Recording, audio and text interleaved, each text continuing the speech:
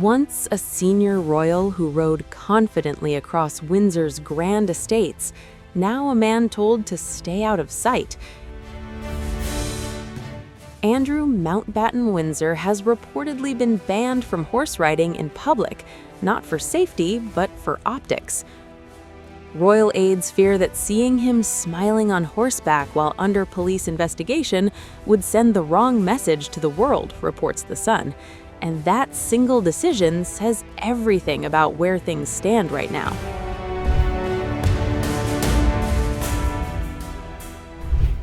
Just weeks ago, Andrew was regularly spotted riding through the Windsor estate, one of the few routines that remained from his former royal life.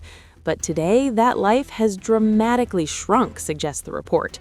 After being moved out of Royal Lodge under quiet arrangements, the former Duke of York is now based at Wood Farm on the Sandringham estate, a far more isolated setting. Sources tell the portal that Andrew has been explicitly told not to ride horses nearby, where photographers could capture images that appear carefree, or even defiant. This comes in the shadow of a far more serious development, his recent arrest on suspicion of misconduct in public office. Investigators are probing allegations that Andrew shared sensitive government communications with convicted sex offender Jeffrey Epstein during his time as UK trade envoy. Following his arrest, Andrew reportedly endured 11 hours of police questioning. The only public glimpse since? A fleeting moment, wide-eyed, silent, sitting in the back of a car. Now the contrast is stark. Instead of royal engagements and global travel, Andrew's world has narrowed to a quiet rural existence. His primary companions? 2 corgis once owned by Queen Elizabeth II. Alongside them, 5 Norfolk Terriers, security officers stationed nearby, and very little public movement. He is, in many ways, effectively housebound. Even his hobbies have disappeared. His gun license was voluntarily surrendered last year, ending another pastime. Back in London, the tone is far from quiet. In a blistering debate inside Parliament, Andrew's conduct was publicly torn apart.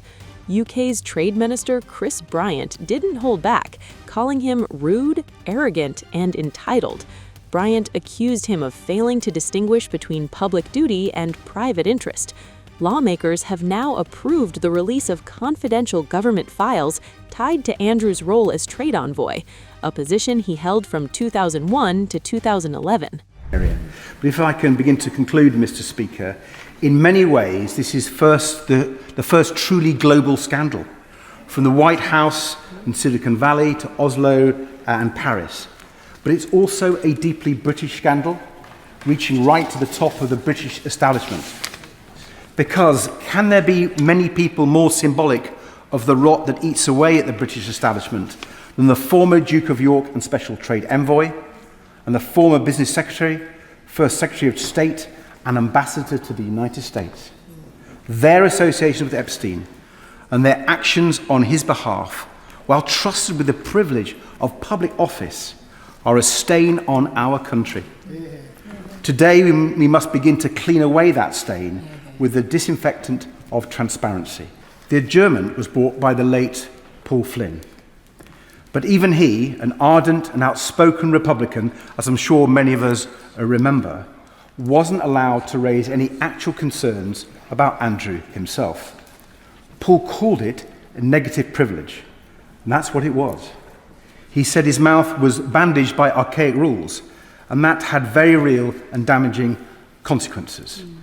And I'm pleased to see the minister in his place, because I know he was also constrained by those rules when he raised similar issues. And in that debate, Epstein's name wasn't even mentioned once. There was no chance to debate the substance.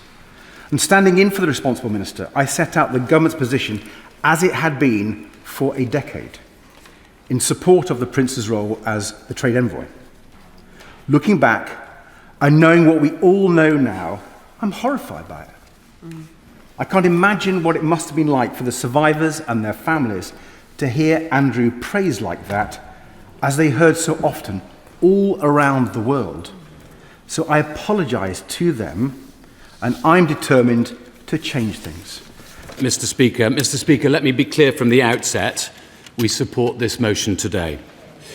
Frankly, it is the least we owe the victims of the horrific abuse that was perpetrated by Jeffrey Epstein and others. The abuse that was enabled, aided and abetted by a very extensive group of arrogant, entitled and often very wealthy individuals in this country and elsewhere. It's not just the people who participated in the abuse, it's the many, many more who turned a blind eye out of greed, familiarity or deference. To my mind, they too were complicit, just as complicit, and I welcome the reckoning that is coming to them now. I doubt there is anyone in this House who is not shocked and appalled by the recent allegations. Colleagues and many civil servants have told me their own stories of their interactions with Mr. Mountbatten-Windsor, and they all betray the same pattern. A man on a constant self-aggrandizing and self-enriching hustle. A rude, arrogant and entitled man who could not distinguish between the public interest, which he said he served, and his own private interest.